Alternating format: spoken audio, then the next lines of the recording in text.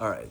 So I quickly want to talk about this idea of like creating our reality, or you could also call it law of attraction. I subscribe to both. I feel like they're very similar. But what I want to talk about is I was just at an Abraham Hicks workshop today, and Abraham Hicks is someone, she's a spiritual leader in a lot of ways, very highly conscious human being, and she talks a lot about the law of attraction.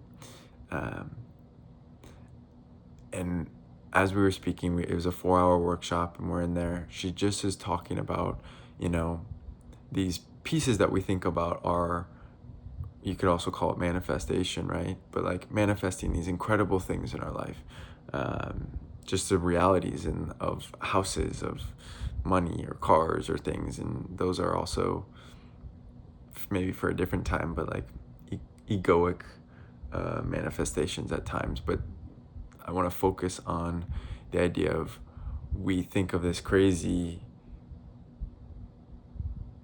effort of manifesting and creating into our life this whole way of being in this entire life, which is beautiful, but it's also a lot. It's big, it's massive. And just like anything, when you start something out, yes, maybe you can have an intention of creating that business or falling in love with someone. But how do you get to that place? In general, it's like you take a few steps to start. And so she was sharing this, and this guy was, she works in the workshop. You kind of do, somebody will come up on stage and have a conversation with her. And the first guy that came up was talking about, he's like, I don't understand how to create all these things that I want. Like I have all these desires, but like it seems impossible and this and that. And there was just overwhelming anxiety. And she's like, well, the way you do that is you start with things that you know are possible. You start with things to build the muscle of understanding how law of attraction works, how manifestation works, how any of this works, with things that you can create in the little. It's like any practice. It's like any building of business. You start with the next step. And so in my days, in the last few weeks, I've been doing my own versions of that.